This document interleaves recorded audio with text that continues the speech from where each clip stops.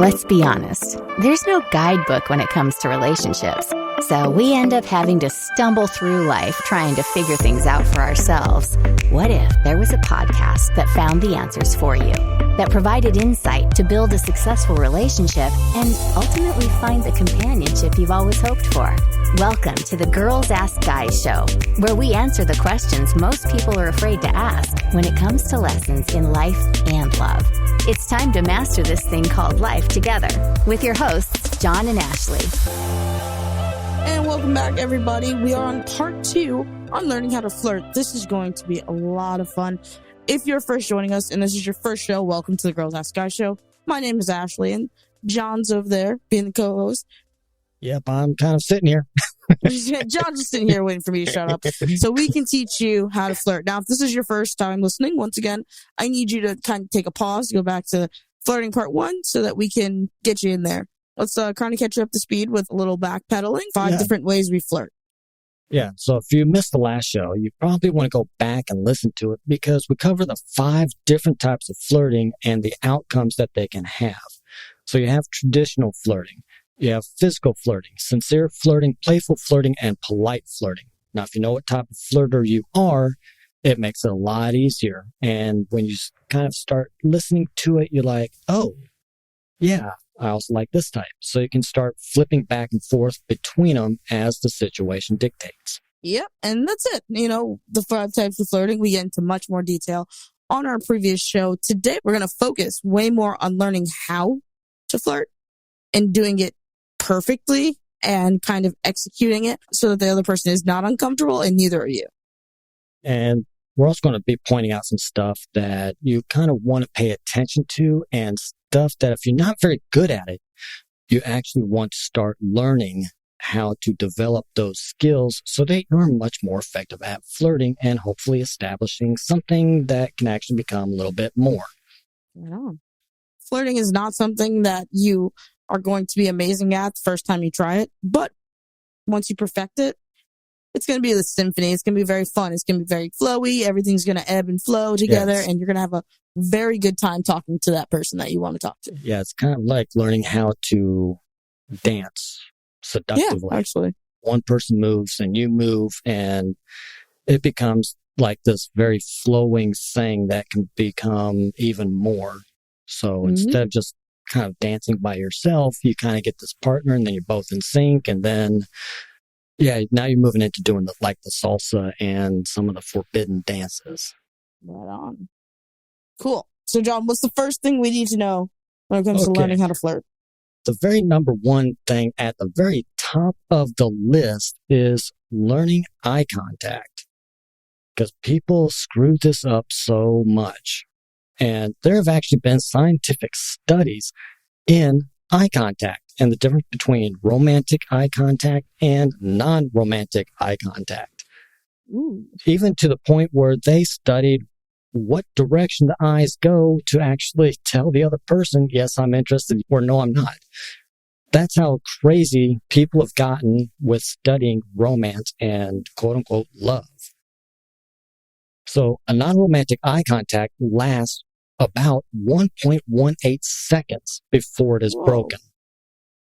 That doesn't even seem long, but if you've ever been in a romantic gaze, it feels long. And I think about that because when I think about people I've looked at romantically, it feels like I've been looking at them for 40 minutes when really it's 2 seconds. And it's just the most beautiful 2 seconds.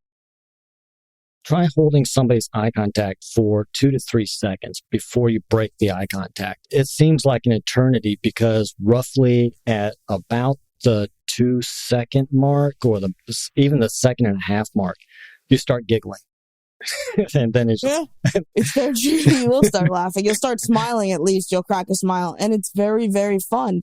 The thing is, if they're not returning your gaze, I mean, you can keep trying, but don't be too much, don't just not blink when you talk to them. People who don't blink are creepy. And what's funny is that if a girl is interested in a guy, she will hold that gaze and he will miss it. It actually takes him up to 5 times longer to recognize that she is actually giving him a romantic gaze before it even clues in on it. That's but funny. the guy when he gives a romantic gaze, she like picks up on it like almost instantly, and she's just like, he's interested. Right. See? And what's even more funny than that is a girl usually knows within about, they say 180 seconds. So what is that? About two and a half minutes?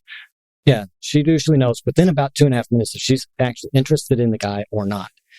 It takes the guy roughly 5 seconds. Actually, it's 3 minutes, yeah. Okay, so... He looks at her and goes, she's hot. She looks at him and goes, I'm not sure yet. Yeah. Show me what you got. Exactly. So there's that 2-second delay or 2-minute delay with men, of course, because God forbid they just do anything on time. Yeah. But or actually pay attention. Right. When you're making that eye contact, you'll feel it. I think eye contact is very easy to feel. I think it's the easiest to deal with. If you haven't ever seen it, you can go out to YouTube and look it up. And it's I think the video is 25 questions to fall in love. And it's a series of 25 questions. It lasts for friggin' ever. I think it's like 40-minute video. But at the very end, they're supposed to hold eye contact for 3 minutes. And it's these two strangers. They come in, they have a list of questions. They go down the questions, they discuss the questions, and at the end, they have to hold eye contact for 3 minutes. Yeah, it was actually a human behavior study, and they found out that these questions actually work. Most of the time. If you look at me for 3 seconds, your 3 heart's minutes. going to melt. Yeah. 3 minutes? No, I'm not going to look at you for 3 minutes. I've already looked at 6 other people in the last 3 minutes. Yeah, there's no way. I want to say it's 3 minutes. I could be wrong. It could be 2. I'm not 100%, but I know at the end they're supposed to hold eye contact for like this enormously long period of time. Don't blink. Okay. Like what? Cool. So now you know eye contact. Number 1.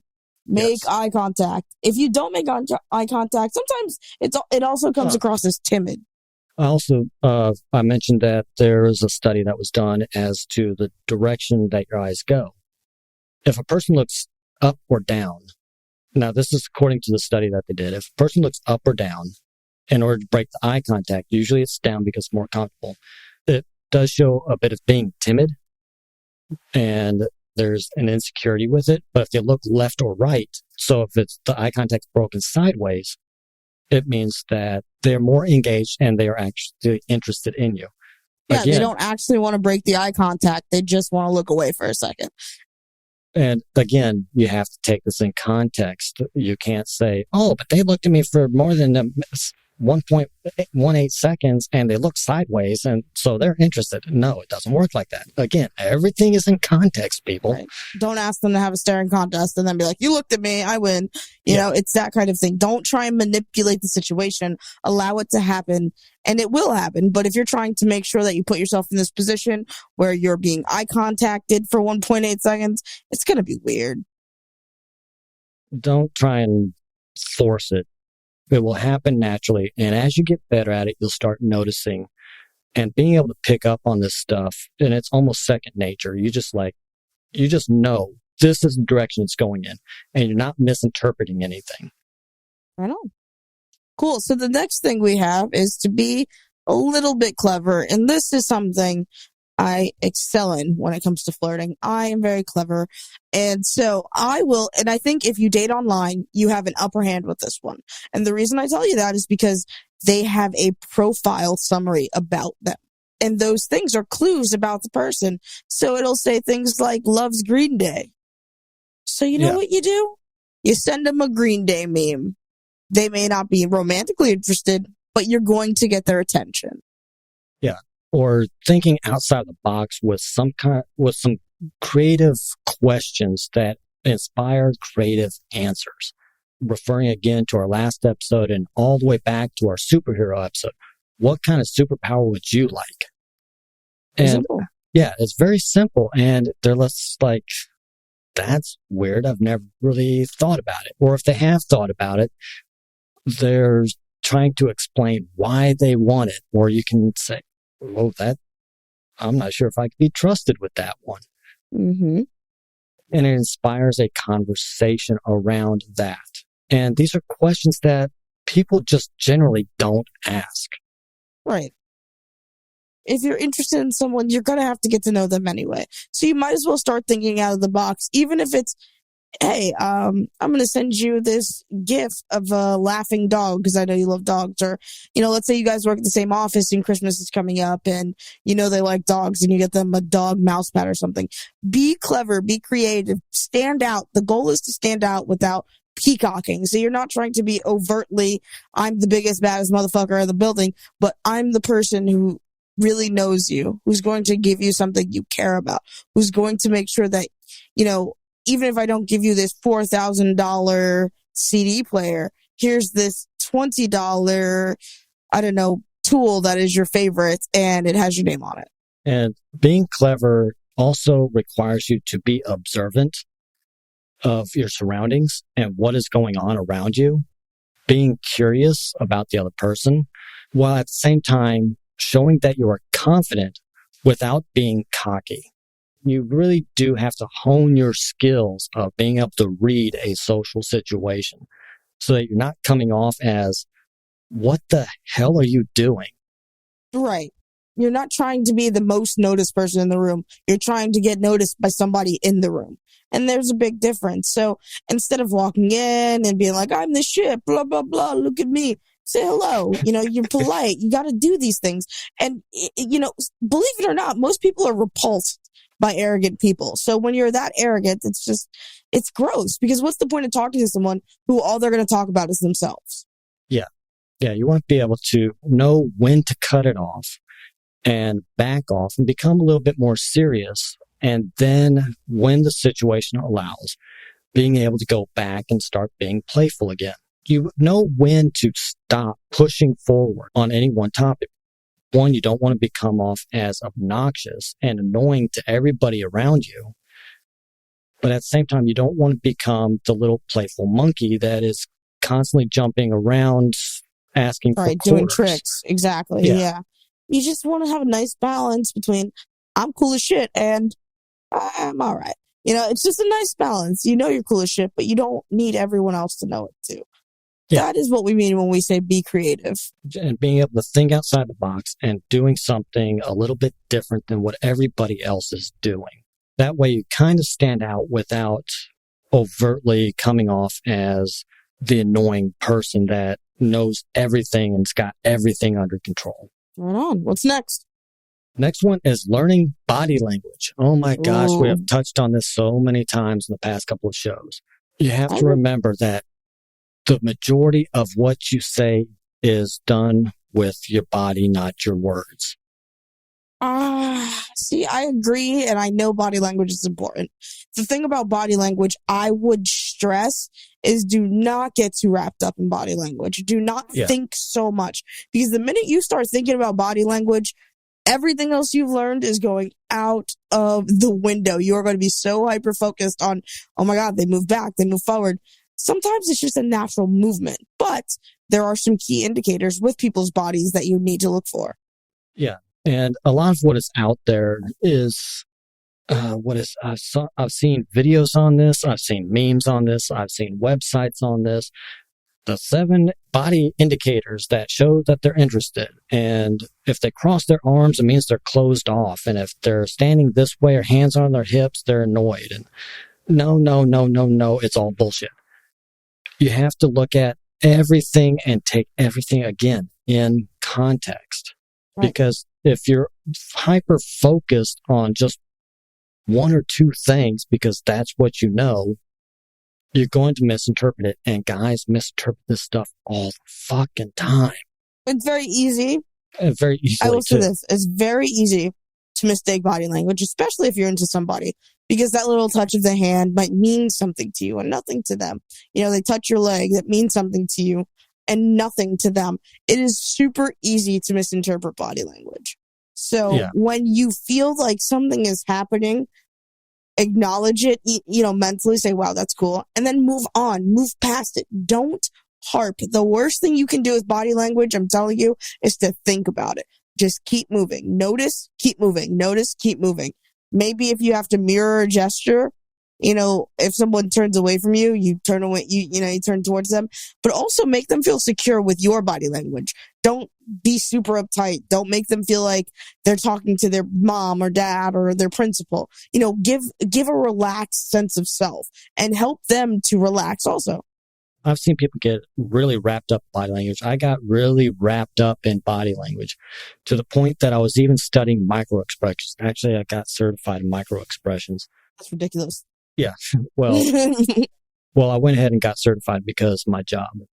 But getting overly hyper-focused on it and not taking in what they're saying, taking in the environment, right. Taking in everything that's going on around you, you can really screw it up with body language. But it is something that is important that you do have to take into account when you're meeting somebody so that you can at least get a general sense whether they're interested or not interested. So that's about as far as you need to go with body language. Don't read too much into it ever. Don't read too much into it and just make sure that you are giving off good body signals. That's really all it is.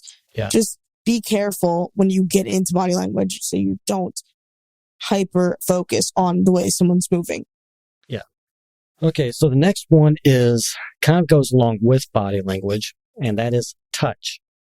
And that is something that we as a society have pretty much gotten away from because it is misinterpreted so often, kind of like body language is. I'd say taken advantage of more than misinterpreted. Taken advantage of and then misinterpreted. Yeah, really. Yeah, because people are naturally hardwired from birth to be touched. There were actual studies done way back in, I think the last one that was actually generally accepted was done back in the 60s, where they had infants that they did not touch and infants that they touched. And the infants that they did not touch actually became sick, like they needed medical attention type sick. And when they followed them through their lives, they actually had more developmental problems than those why they did that to infants, I don't know. But it's one of those studies that was done. Yeah, that's why studies like that don't exist anymore. Because, they're just ridiculous. But you need to understand this. And we talked about this with physical flirting as well. This is a very, very, very strategic, and this is a very, very technical art form. Understanding touch is not something you are going to be able to do the minute you meet somebody. You need to literally and this is just simply because of the climate that we're in. You need to literally be 100% sure, because if not, it's shut it down. Shut it down. One bad touch, shut it down completely. Yeah. Yeah. Now, there have been studies, more recent studies, where they went in and they actually studied sports teams. It was primarily the NBA. And those that had high levels of touch at the beginning of the season before games, they actually went further into the finals than teams that were kind of more standoffish and didn't touch. There was another one with waitresses, where if the waitress touched one of the customers, and it could be just on the shoulder, or it might be just a very quick touch on the hand, they actually got larger tips than waitresses in the same restaurant that were told, don't touch. Which is so weird. It was just really weird. I don't like to be touched. I'm not a toucher. And I only like people to touch me if I want them to. But if you do this correctly, that one touch on the shoulder for the person you like could literally make them melt in your fucking hand. If you do it wrong, you just went from friend zone to pervert zone, and you are fucked. Yeah. You have to keep in mind parts of the body that are generally socially acceptable as far as touching. You. So usually it's going to be the forearm or the hand. And you're not putting your hand on there and letting it sit. It's just like, hey, that was a funny joke. And while you say funny joke, you lightly touch their forearm. Mm-hmm. Not creepy. And it's generally accepted unless their arms are crossed. So, again, contextually based people. Yes. Overtly grabbing somebody's thigh is disgusting. If it does get you decked. Oh my God. And women, listen, men are the same way. You don't have to touch them. Like, this is something people need to understand. Just because someone likes you doesn't mean you have to touch them. If it is not the time or the place, if you guys are at a business networking event, a hug is a perfectly acceptable touch. A fist bump is a perfectly acceptable touch. What is not is, has this ever happened to you, dude, where like you're talking to someone and they just like grab you? Yeah. And you're like, what the fuck? Yeah, I just kind of like, look, I'm like backing up from them, like, No. we don't know each other that know well. Your middle name. Like, yeah, I can't even find you on Facebook. I'm not going to let you do that. Don't just overtly grab somebody. Don't think you're being, aggressive and you're just going for it. Honestly, you're being rapey and weird, and you get whatever comes to you next. Yeah, unless you're in like some kind of social situation, it's generally acceptable for the physical type flirting. Right. That's different. Or you're dating somebody. Yeah, but if you're like just met them, no. Come here. Yeah. You've got it. Yeah, you can mess up touching really quick. Very quickly. I actually kind of steer away from it until I get a straight up okay. And that is no joke. You can ask anyone I date. I don't touch anyone until it's like, please touch me. And that is because I am terrified of being labeled a pervert and getting my name dragged through the mud and just violating someone because I thought I was being aggressive or I was going for what I want. Yeah. Don't just go for what you want. Go for what you both want. Yeah. You got to be very careful and you can't misinterpret this. Same thing with body language, because you have to know what is generally accepted as a sexual and non-sexual touch. And sometimes the difference between a sexual touch and a non-sexual touch is literally seconds. Yep. And just because somebody touches you on your forearm doesn't mean they're interested in you. Again, the whole thing has to be taken in context. I agree. All right. So the next part, now that we've drilled into your head not to be disgusting perverts, or misinterpret something. Learn the art of being subtle. And I think this is, aside from the touching rule, this is one of the most important things that you can learn, not just in relationships, but in life. Being subtle is so much more comfortable.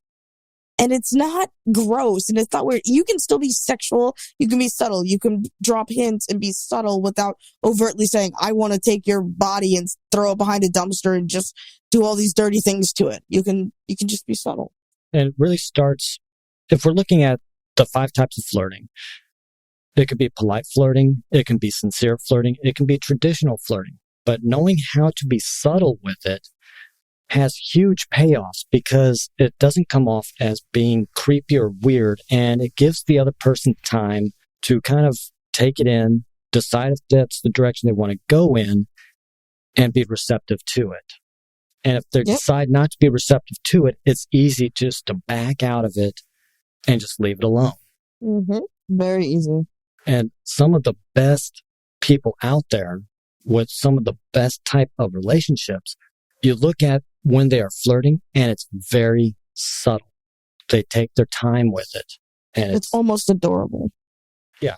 And if there's nothing else that you do as far as learning how to flirt other than eye contact, is learning how to be subtle. Please be subtle. It's so beautiful. It's kind of like a nice piece of classical music.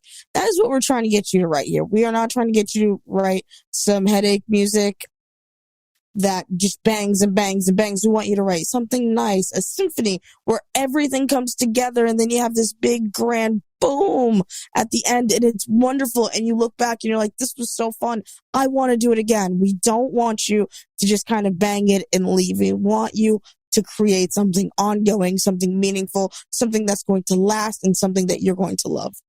Yeah.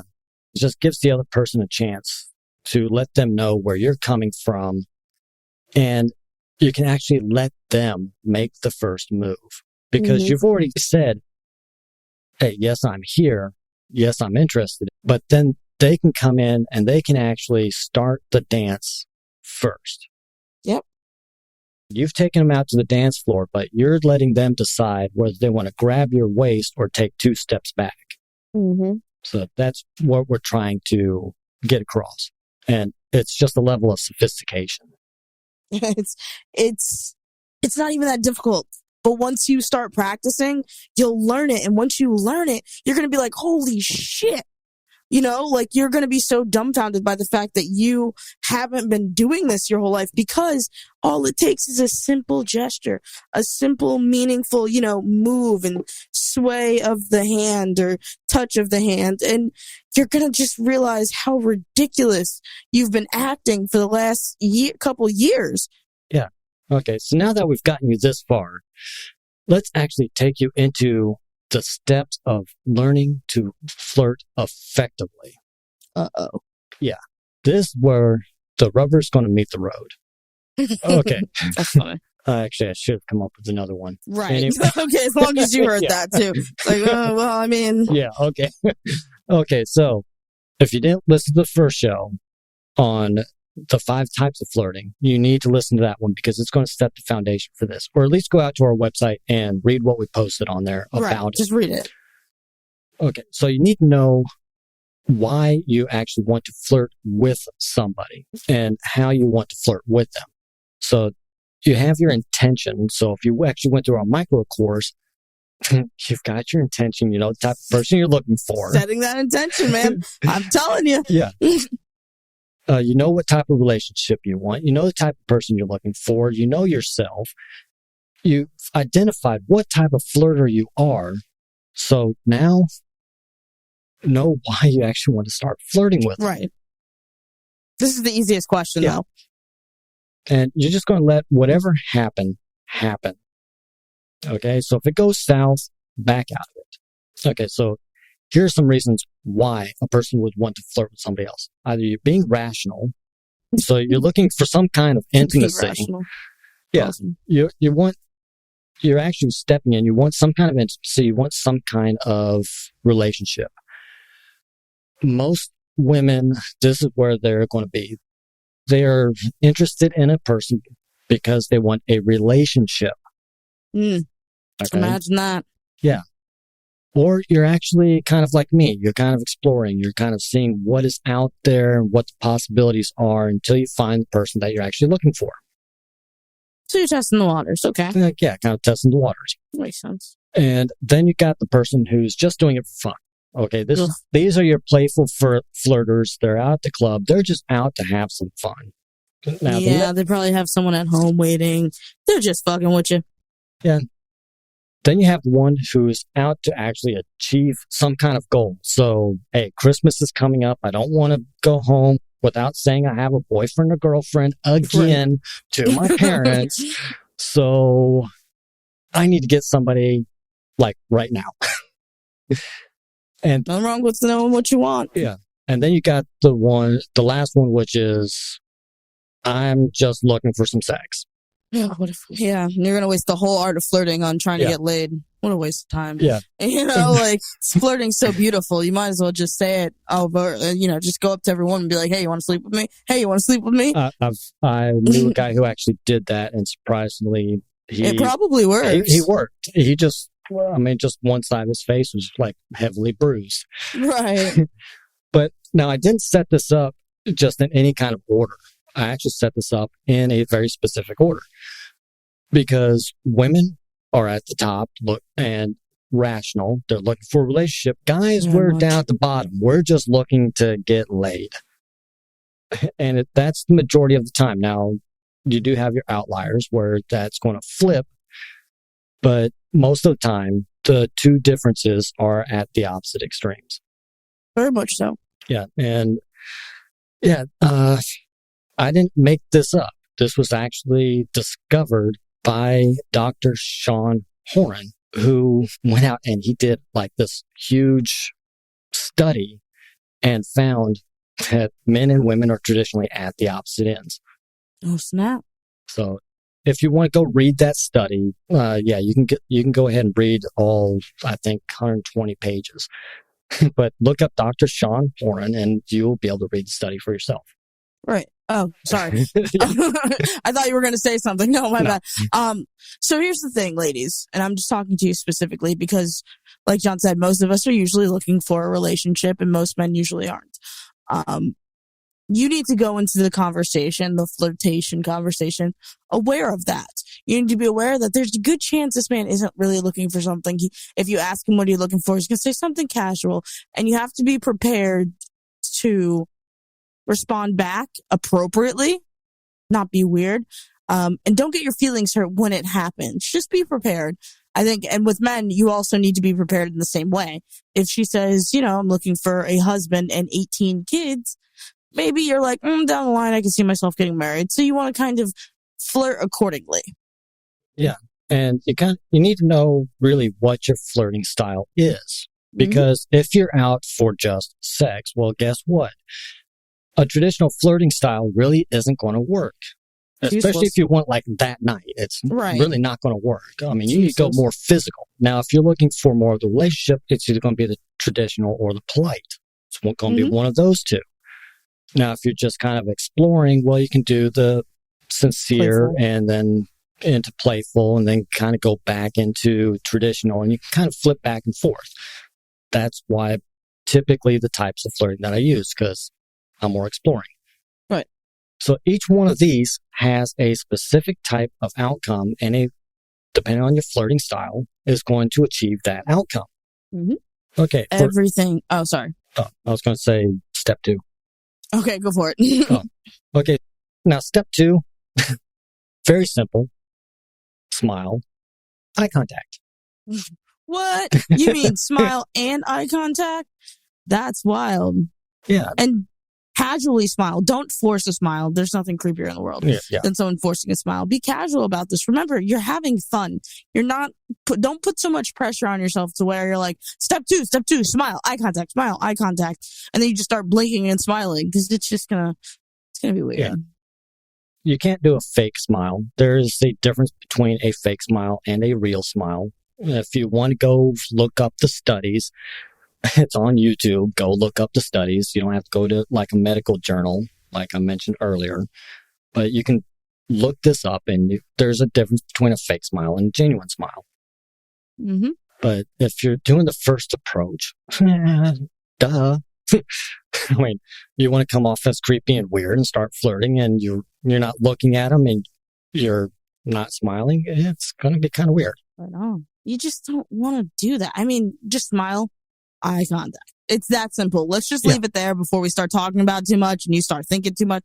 Nope. Number 3 is back to body language. Yep. Yeah, we're coming back to body language. Okay. This is where I'm going to get more scientific on you, because I'm going to throw some stuff at you where it's going to be, you're not going to be able to deny this stuff. Okay. So, Learning Sciences Research Institute. If you want to go look it up, go look it up. I just gave it to you. They actually did a study between men and women and compared the 2 studies. Guys failed.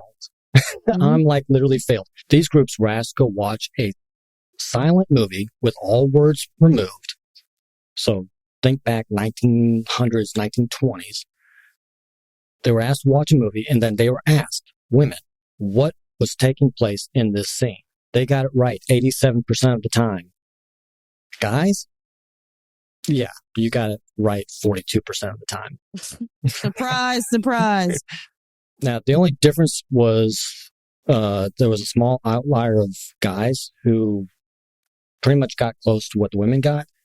However, they were in highly emotional jobs, such as teaching and nursing and acting. So, I mean, where you actually have to feel something for the other person to help them get better. Like actually care for somebody, or imagine those things. Yeah. Ugh. Yeah. So all it does is tell us that, guys, you are absolutely clueless at reading nonverbal signs. Idiots. No, I'm just kidding. Yeah. But seriously, it goes back to the eye thing. That's why guys keep missing it so often. Because you're not paying attention. Just pay attention. I promise you, if you pay attention within the first 5 minutes of a conversation, you'll know how to proceed to the next. But I don't, like I said, don't want to talk too much about body language either. And the reason is because when we talk about eye contact and body language, I don't need you to get wrapped up in that. I really don't. I need you to focus more on the techniques of talking and having a good conversation versus body language, and you ended up looking super weird and uncomfortable. Yeah, the only reason I keep stressing body language so much is because I don't want you to misinterpret something. Right. That's the only reason that it's so vital that you do learn something about it. Otherwise, you're going to misinterpret something, and either you're going to totally screw up what could have been really good, or you're going to miss something, and they're going to be wondering, how come he's not responding? That's fair. Yeah, that's the only reason I keep harping on it so much. That's fair. So we got a couple of body language type subtleties. Sorry. Yeah. I fucking literally stuttering. A couple of body language subtleties. Fidgeting with her lips. I can agree with that one. Yeah. Now, guys, this is something for you guys to actually look for. Okay. There's some subtleties here. Okay, go ahead. Okay, yeah. Subtleties I can agree with. Fidgeting with her lips, I can agree with. Overactive blinking, I wouldn't read too much into this, but sometimes I would say less blinking is more appropriate. Yeah, it's usually when a girl is interested in a guy, she holds the gaze a little bit too long, so her eyes start to dry out. So she starts blinking just a little bit more than what is normal. All right. Just don't confuse it for her being tired because you're talking to her at 3:00 in the morning. Mm-hmm. Yeah, if you're talking to someone at 3:00 in the morning, they're over blinking, you need to say, it's time to go. A head tilt? Yeah, maybe. These are like very general. I mean, right. Like these are like the most general type things. Hair flipping, I kind of agree with, but the one I do agree the most with is proximity. Yes. I believe that the more interested a person usually they'll be closer to you. And if they're getting closer to you, clearly they want to engage in something. I'm not saying touch them by any means. What I'm saying is they're receptive. They're being receptive to, Yeah, if you're going to look out for anything, I would actually cancel out everything else and just watch for proximity. So if they're stepping closer into you, like under an arm's distance, it's usually going to show that they are very interested, and it's not to your side. I mean, they are like literally standing face to face with you, and the proximity is close. Right. If you cancel everything else and you just watch for that one thing, you'll be okay. I like it. All right. And then we have, let's see. Yeah. Now, if you want to get really technical, you can actually go into facial expressions. Again, we're like really going like really deep into this, and it's for a totally separate course. Women will generally have about 6 facial expressions every 10 seconds compared to a guy who has like 2 every 10 seconds. That just shows you the complexity of the male brain. Yeah. Well, I do have a study on that, but I want to skip over that. I'm getting way too far into it. Yeah, I'm telling you, man. Read the blog. Right. I'm telling you, the last thing we want is you guys to get hyper focused on that body language. Watch for proximity and you'll be safe. Right. Watch for proximity. That's the best part. Wait. Yeah. Step 4? Well, actually, we're into what girls can watch for guys. Oh, there's a lot of stuff out there for guys on girls because there's just more stuff posted on it and written about it because guys are like totally clueless. Guys are like, I need really a science. Women are like, we'll just talk to them. Yeah. But there's very little as far as helping women discover what a guy is doing in order to try and show that he's interested in her, or how she can find out if he's interested.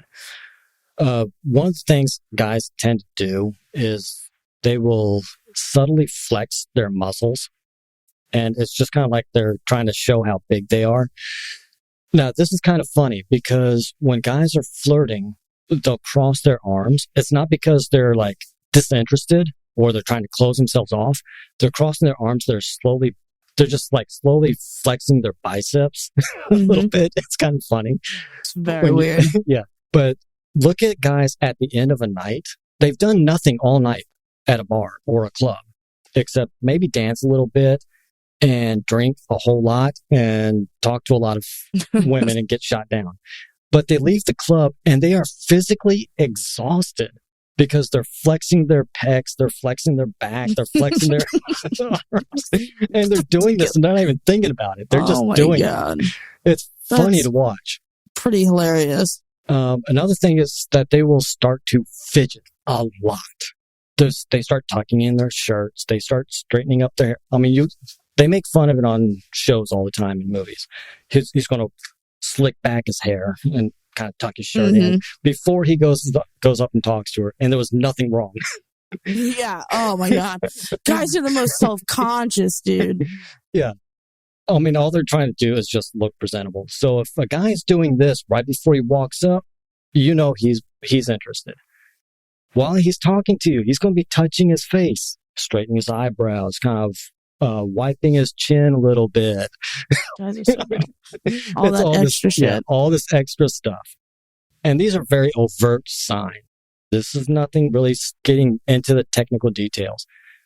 Girls, if you notice any of this stuff, he's interested. I mean, all you got to do is just really ask him. That's it. That's all. And it's honestly, it's that simple. See, the thing is, men will give you all these body language clues, but if you ask them, they'll just tell you straight up. Women, on the other hand, they want to play this whole game when it comes to talking, but they'll give you all these clues. But there's social norms that go behind that, though. It's the whole S label. Oh, she's doing this. She must be one of them. So, yeah. But the last part is technology. Yep. You've got it sitting in your pocket. Use your phone. It's your friend when you are flirting. Yeah, but not too much. You know what I mean? Like, don't be insane. No deep pics. Come on. Yeah. That's not flirting. That's just being... Don't do the casual, like, oh, let's look at my pictures. Yeah, Oops. No. Don't be that person. I agree. What I'm talking about is after you've left, if you got their number, just send them a nice little text. Hey, enjoyed talking to you. And then kind of leave it at that. Let it go. Mm-hmm. They will text you back if they're actually interested in you within a reasonable amount of time. But you can just send them a text. Hey, was thinking about the other night. Can we hang out again? Yep. You were looking really good. Thinking about you. I mean, just these little tiny things. Simple stuff. Nothing simple stuff. Over, no, like, don't do long ass confessions. You know what I mean? Like, just say, what's going on? Yeah. And you also have the advantage of proofreading before you send. So you're not tripping over your words and hoping if you think it might be misconstrued, don't send it. Unless you have like an inside joke and stuff like this. That kind of stuff you can let slide. But absolutely read it over before you actually get into those questions that we're talking about. What kind of superhero would you like to be? What kind of superpower would you like to have? Anything, really. Anything. Like some of those deeper questions that are just kind of fun. Keyword here, fun to talk about. Yes, fun is the key word. Not complicated. If you're, a math person and you really like math, don't get crazy, like explain to them I really enjoy math and I really love everything about it, but make it a continuous conversation and make it fun. So, most people say I hated math in school. And then you can have time to like kind of teach them a little bit about math and have a good time making math fun. That's a way to stand out because if you can make math fun for me, I mean, and Jesus. Really the last part, this is going to be the easiest part, but it is also the hardest thing to do. Practice. I say easy because you can do it anywhere. It's the hardest thing because you have to overcome your own internal fears. Yep. You don't have to go to a club. You don't have to go to a bar. It can be done literally anywhere that you are willing to talk to a person. That's it. I flirt at the grocery store. I can go to the cell phone store and flirt with somebody there. I can go to... The other day, I was at the dentist office and I was flirting with the assistant. I mean, literally anywhere. Just practice. And you never know what that practice can lead to. It can lead to you getting a date. It can lead to you hanging out with somebody. Just practice. Yeah. And it helps you become socially aware of what's going on around you and being able to practice those types of flirting that you kind of need a little bit help on. So if you're not really good at polite flirting, guess what? Dentist office. What do you think I practiced there? Polite flirting. Right. Go to the grocery store, depending on who I'm talking to, because I know a lot of people there. And Go I have to meetups, like go get social, learn how to be social, and just engage with people. See, the more you talk to them, the more responses you'll get, and the more market research you basically are doing, because that's all this is market research. So the more you research them, the more you see what they like, you'll be able to have these conversations. You'll be able to transition from one type of flirting to another. You'll be able to keep going as you see something isn't working. You'll be able to identify when to pull out, when not to. Just keep practicing. That's funny. Yeah, I know. As soon as I said it, I was like, God damn it.